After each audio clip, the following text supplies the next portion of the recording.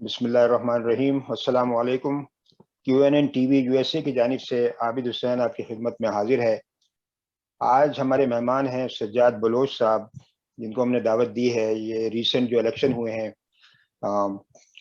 Maryland primary elections, उसमें Sajjad Bloch साहब का तजिया हम लोग इनसे बात करेंगे। और सज्जाद बलोच साहब का मैं थोड़ा सा बैकग्राउंड बता दूं। He is a prominent political activist in Maryland DC Virginia area.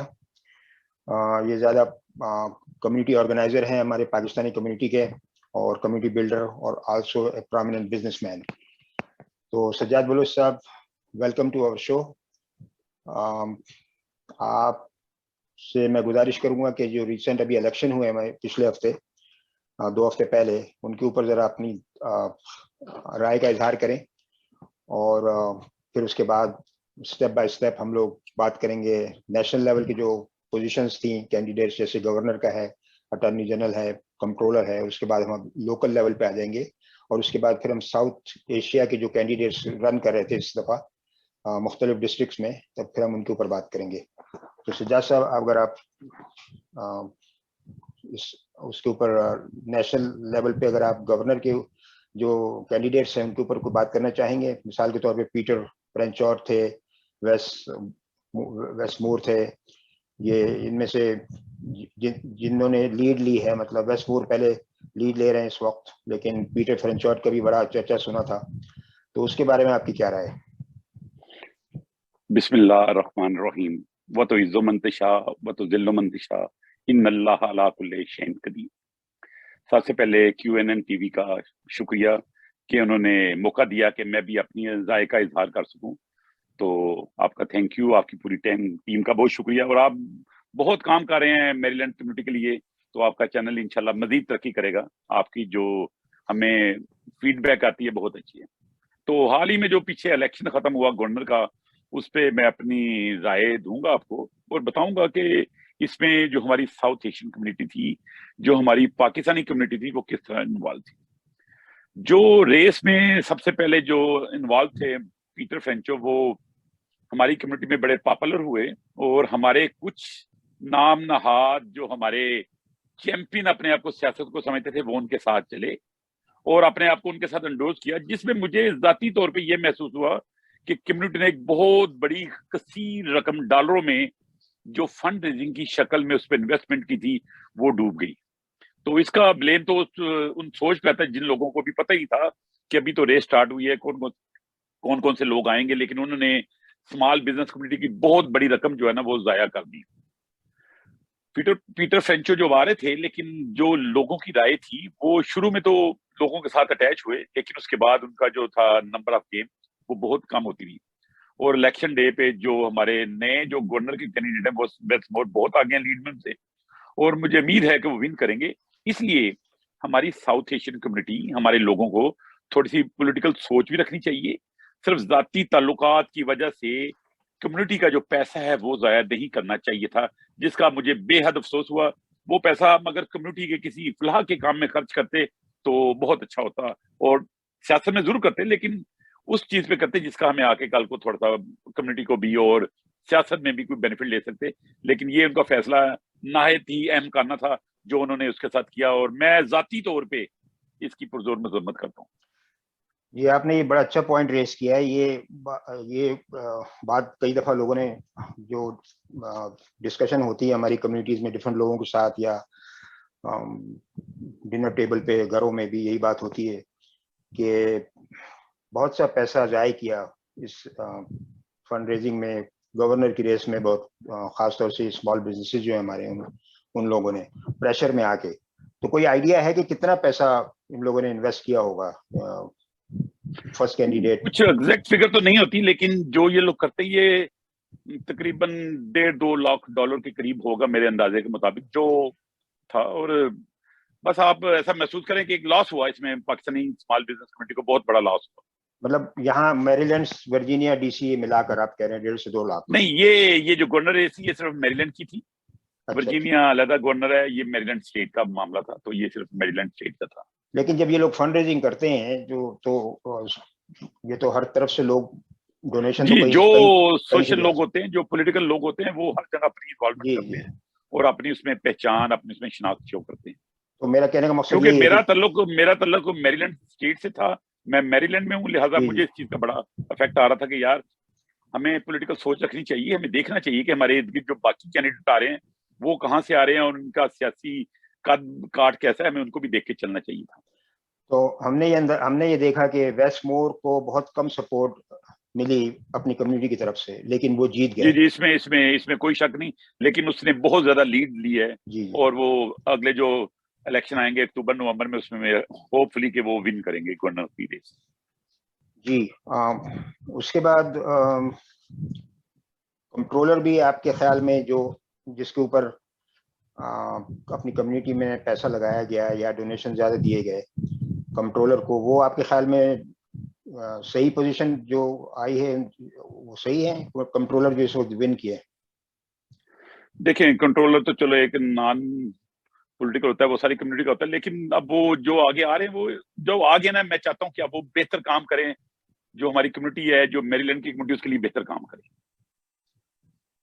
और यही बात अटॉर्नी जनरल के लिए भी है कि जो भी आ जी गया बस बिल्कुल, उसके जो साथ मिलकर जीत काम जाता करना है है। फिर उसकी ड्यूटी जी है कि वो हमें बेहतर सर्विसेज प्रोवाइड करे, और हमारी तवक्को भी होती है कि वो, हमें उनसे उम्मीद भी होती है कि वो अब जो है ना बेहतरी के काम करें। अच्छा, ये लोकल जो कैंडिडेट्स थे हमारे, जैसे हाउस ऑफ डेलीगेट्स हैं, काउंटी काउंसिल्स हैं, डिफरेंट काउंटीज हैं मैरीलैंड में, उसमें लोग रन कर रहे थे अपनी देसी कम्युनिटी के, पाकिस्तानी कम्युनिटी के लोग भी रन कर रहे थे, मुसलमान भी थे, जरूरी नहीं कि पाकिस्तानी हो, मुसलमान कैंडिडेट भी थे काफी सारे।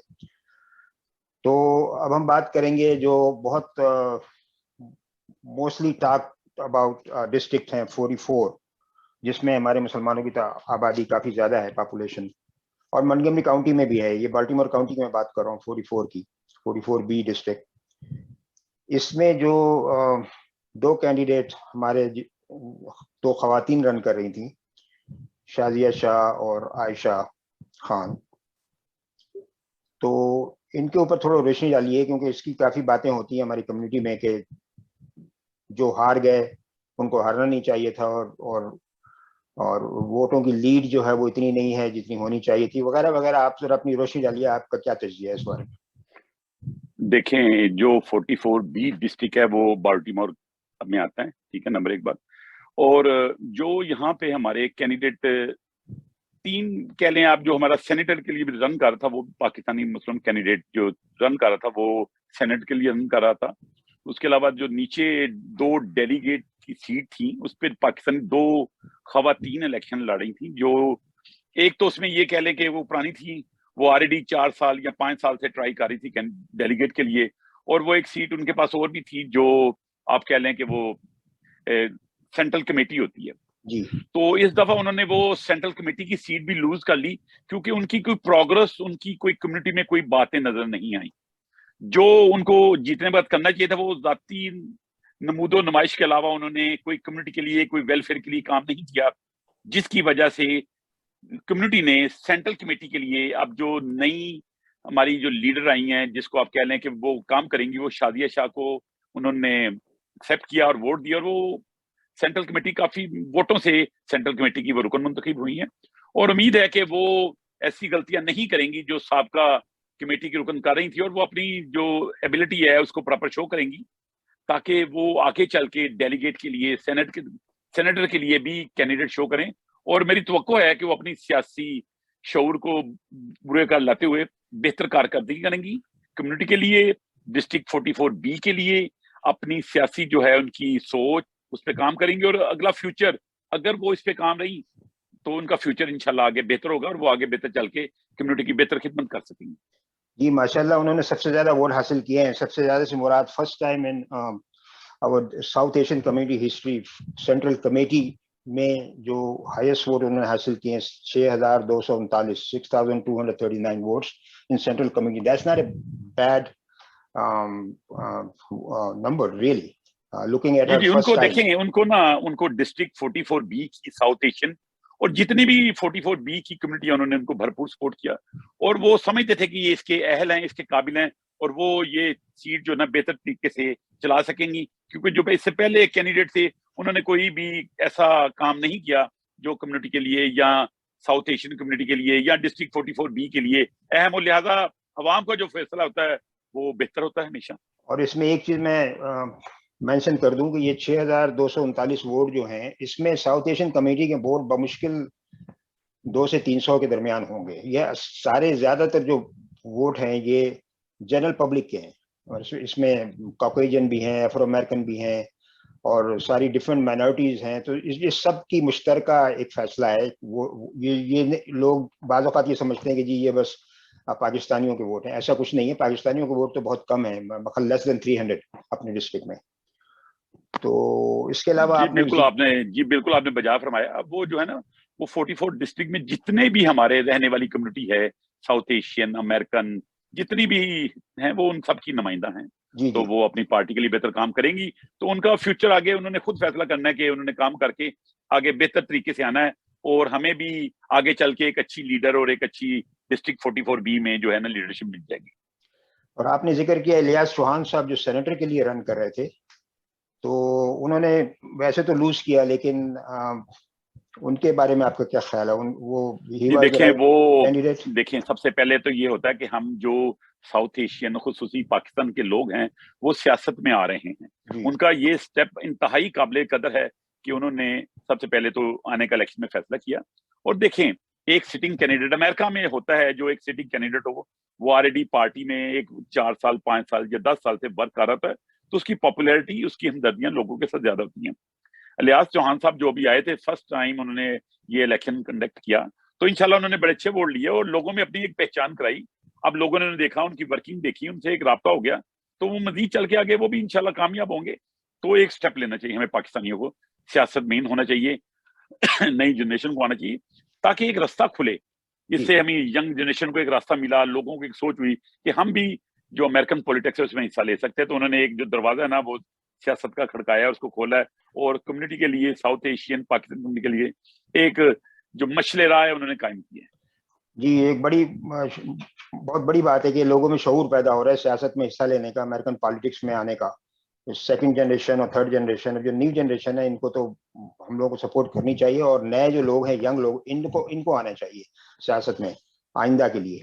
तो इसके अलावा काफ़ी मुसलमान हमारी पूरे मैरीलैंड में मैंने देखा, पूरी हमारे पास लिस्ट है, कोई तकरीबन 10-12 लोग हैं जो मुख्तलिफ पोजीशंस के लिए रन कर रहे थे, और उसमें इस दफ़ा बहुत से हार गए। वो हार जीत तो खैर होती रहती है खेल में, जो कि मैं एक सेकंड में अगर आपको नाम पढ़ के बता दूं। राहिला अहमद सेनेट के लिए रन कर रही थी मनगोमरी काउंटी से, आई बिलीव हार्वर्ड काउंटी से, तो वो उन्होंने लूज किया। साकिब अली हमारे डेलीगेट के लिए रन कर रहे थे मनगोमरी काउंटी से, उन्होंने पीजी काउंटी से या मनगोमरी काउंटी से, आई डोंट रिमेंबर, लेकिन उन्होंने भी लूज किया। Jay Jalisi, he was running for senator for senate district 10, उन्होंने भी लूज किया। हम लोग शाह खान का बता ही चुके हैं, उन्होंने लूज किया 44B से। अच्छा, हमारी सेंट्रल कमेटी में भी कुछ लोग रन कर रहे थे, 44B की सेंट्रल कमेटी। वैसे तो और भी कमेटियां हैं पूरे मैरीलैंड में, लेकिन मैं सिर्फ 44B का जिक्र करूंगा। इसमें रईस खान है, उन्होंने लूज किया सेंट्रल कमेटी, और एक और हैं अपना अलिशबा चौधरी, ये डिस्ट्रिक्ट 10 से थी सेंट्रल कमेटी के लिए, उन्होंने भी लूज किया। अच्छा, एक और थी खातून नाइजीरिया की, या I don't remember which country, but Fatimata Barry, she is a Muslim candidate from Montgomery County. She was running for county council candidate from the Montgomery County. She also lost. अच्छा, उसके अलावा हमारे ये बिल्कुल करीब में ही है हार्वर्ड काउंटी, वहां से शाहान रिजवी साहब हैं। He won the central committee by I think a large number of votes. So he's the only one I can think of in Howard County.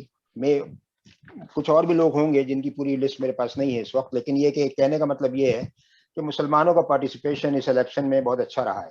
हार जीत तो होती है, लेकिन ये कि कुछ हारे कुछ जीते, इससे कुछ सीखा होगा, कुछ सबक मिला होगा, आइंदा के लिए रास्ते खुले होंगे। और जो गलतियां इस दफा की हैं, उम्मीद यही है कि आइंदा ये गलतियां ये लोग नहीं करेंगे, उनसे सबक सीखेंगे। आखिर में आप कुछ कहना चाहेंगे कम्युनिटी के लिए? बिल्कुल, आपने जो कुछ नाम लिए उसमें हमारे 2 मुस्लिम कैंडिडेट ऐसे थे जो ऑलरेडी डेलीगेट सीट पे थे, विन किया हुआ था, लेकिन वो लूज किया, जिसका हमें कुछ अफसोस भी था। तो उनकी वर्किंग ऐसी थी कि जो जीत गए उन्होंने अपनी वर्किंग बेहतर बनानी चाहिए थी कम्युनिटी के लिए। उस जो हमारा डिस्ट्रिक्ट था उसमें तमाम जो लोग हैं ना, साउथ एशियन अमेरिकन उनके लिए काम करना चाहिए था। तो इस बात का उनको खुद एहसास होना चाहिए कि वो एक अपनी विनिंग सीट जिसपे वो 4 साल या 6 साल से काम कर रहे थे वो उन्होंने लूज की, जिसका हमें थोड़ा सा अफसोस भी है। इससे हमें ये मिलता है कि जो काम करेगा वो आएगा, जो जी कम्युनिटी के लिए अच्छे फैसले करेगा, अपने जो उनके प्रोजेक्ट इन पे काम करेगा वो नेक्स्ट टाइम भी विन करेगा, और जो नहीं करेगा वो लूज करेगा। और आपके तवज्जो से मैं एक दफा फिर जो 44B के कैंडिडेट जीती हैं उनको मुबारकबाद देता हूँ, और तवक्को है कि वो इंशाल्लाह बेहतर काम करेंगे, और जो 44B डिस्ट्रिक्ट की जो लोगों की तवक्कुआत हैं उनसे पूरा उतरेंगी, और वो आगे चल के मजीद तरक्की करें सियासत में। अगर उनका आगे चल के सियासत में आने का है तो वो अपने आप को अभी से, ये एक स्टार्ट होता है जहां से वो स्टार्ट लेती हैं, और उन्होंने बहुत थोड़े से अरसे में अपने आप को सियासत में मनवा लिया है, तो उनको मुबारकबाद देता हूं। चलें, आपका बहुत बहुत शुक्रिया सज्जाद साहब, आपने कीमती वक्त में से हमारे लिए थोड़ा सा वक्त निकाला। आपसे इंशाल्लाह बात होती रहेगी। Thank you very much. जी बहुत शुक्रिया आपका, जी आपके टीवी का बहुत शुक्रिया। अस्सलाम वालेकुम।